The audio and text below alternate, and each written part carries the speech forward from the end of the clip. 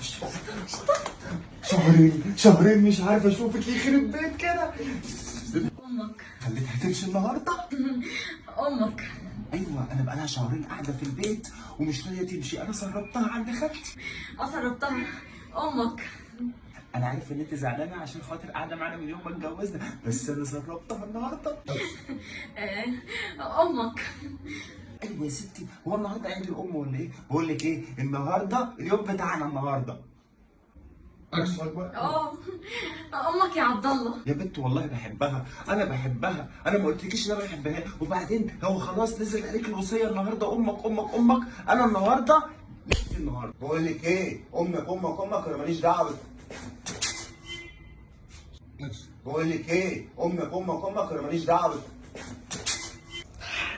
انتوا جيتوا يا عبد الله؟ لا لسه ما جيناش، احنا لسه ما جيناش يا ماما. وبعدين انت ايه اللي جابك؟ انا مش كنت لسه موديكي عند خالتي؟ ده انا بص حسن عليك ان هو يشيلك على كوف الراحه. هم ضايقوكي هناك ولا ايه يا ماما؟ لا يا حبيب قلبي، ازاي انام لوحدي؟ لازم انت تنام جنبي، فانا جيت علشان تنام جنبي. اسيبك تنام لوحدك؟ يا ماما يا ماما، انا المفروض يا ماما، انا عريس يا ماما، المفروض بقى يعني كده حبه كده حبه كده يعني. ما هي برضه ده انا متجوزه ولها حقوق عليا برضه، مش مكتوبه لك يا ابو ليل. حبيبي مش انت خرجتها؟ انت بقى يا حبيبه قلبي الاوضه التانيه روحي نامي، ويلا يا عبد الله بقى ما تتاخرش. بصي يا ماما، انا مليش مزاج انام دلوقتي. ممكن انت تنامي يعني في الاوضه هنا، وممكن احنا ننام في لا يا حبيب قلبي، انا ما اقدرش اسيبك لوحدك. هننام في اي اوضه تانيه. لا الاوضه السرير كبير وحلو ليا انا وانت. يا ماما الأوضة التانية ايه يا حماتي؟ مكاننا هنا على فكرة. لا يا حبيبة قلبي، ده سريري انا وابني، انتي السرير اللي جوه في الاوضه. متروق حلو. يلا يا حبيب قلبي روحي الحمام علشان ما تعملهاش على السرير ونغير الملايات. اعمل ايه يا ماما اللي عاملها على السرير يا ماما؟ بقول لك ايه يا حماتي، هو انت يا حبيبتي لما اتجوزتي جوزك كنت بتنامي في اوضه لوحدك وحماتك كانت بتنام جنب ابنها؟ عشان حماتي ما كانتش بتحب ابنها قد ما انا بحب عبد الله. صح يا عبد الله، ده حته من قلبي وما سيبوش ينام لوحده ابدا. يا ماما انا بحبك انا كمان، بس يعني انا مش بحب ازعلك، ما انت عارفه. بس برضو يلا بقى بطل لكعه، يلا وروح الحمام وتعالى. الحدوته اللي عايزه تسمعها قبل النوم ديت. بقول لك ايه يا عبد الله، إيه؟ بما اني بقالي 3 شهور بنام لوحدي في الاوضه التانية، انا هروح انام عند اهلي يا عبد الله. لا استني بس، اهلك ايه؟ ماما استني، ما ينفعش هرضيها وأرضيها. سيبها يا عبد الله، مالكش دعوه بيها، خليها لا ما هي دي ما بقتش عيش، انا مش قادره اعيش في الحياه اللي انا عايشاها دي. ده ايه ده؟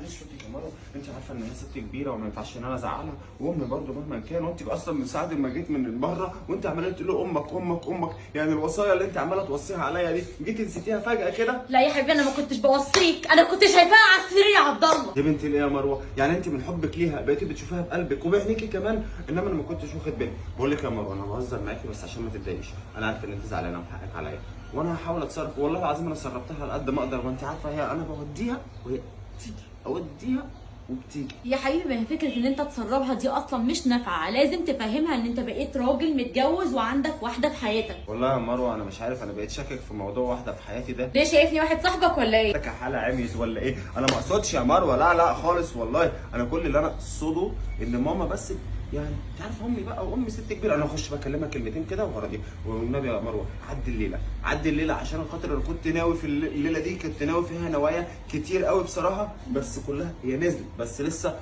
في سقف. افرحي يا بنت، ده انت عروسه يخرب بيتك. عروسة. هروح انا اصالحها بس وهرضيها. عروسه بقالي 3 شهور. ايه يا حبيبي، نيمت مراتك؟ يلا بقى تعالى نام.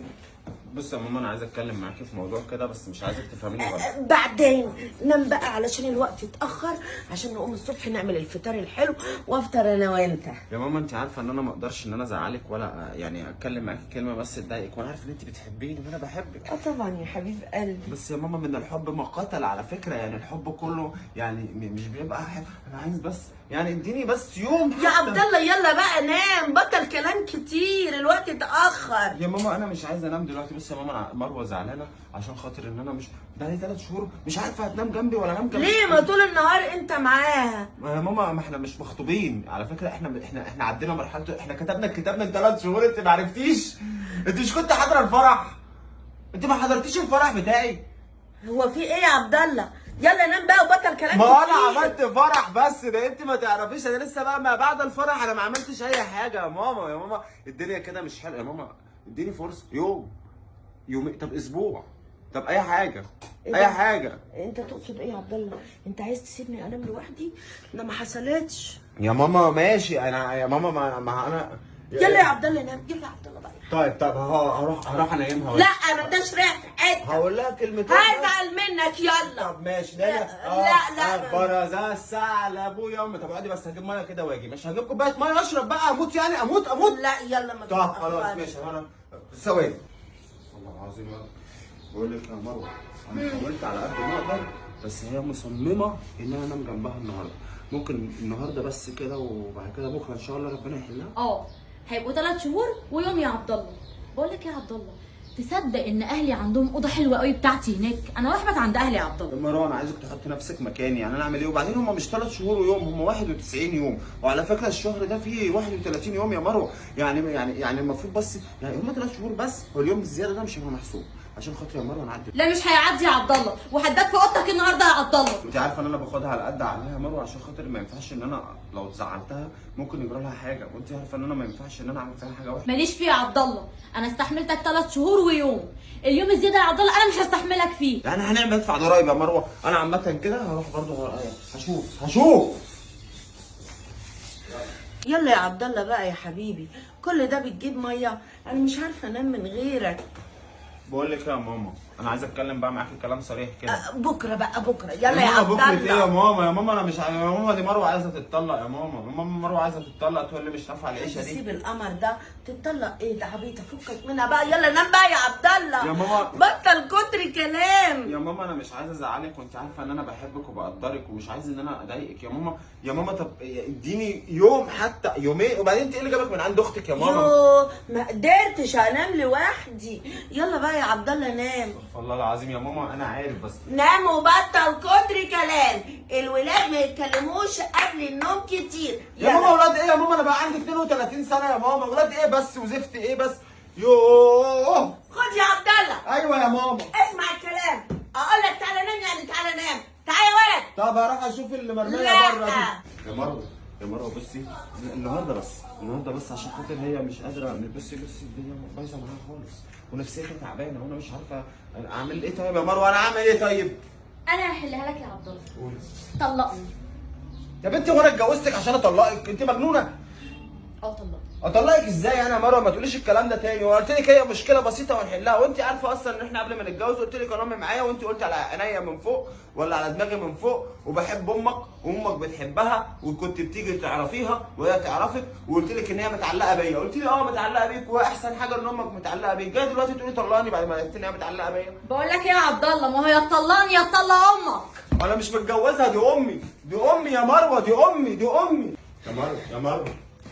يا مروه انت داخله بزعبيبك كده ليه؟ وبعدين جايه مع عبد الله ليه؟ هو هينام معايا لوحده. بقول لك يا ست لا. انت وانت كمان، انا عايزه اعرف اخرة اللي بيحصل ده ايه؟ ايه اللي بيحصل يا مروه؟ اهدي يا مروه. ايه ده؟ ازاي تكلمني كده يا عبد الله؟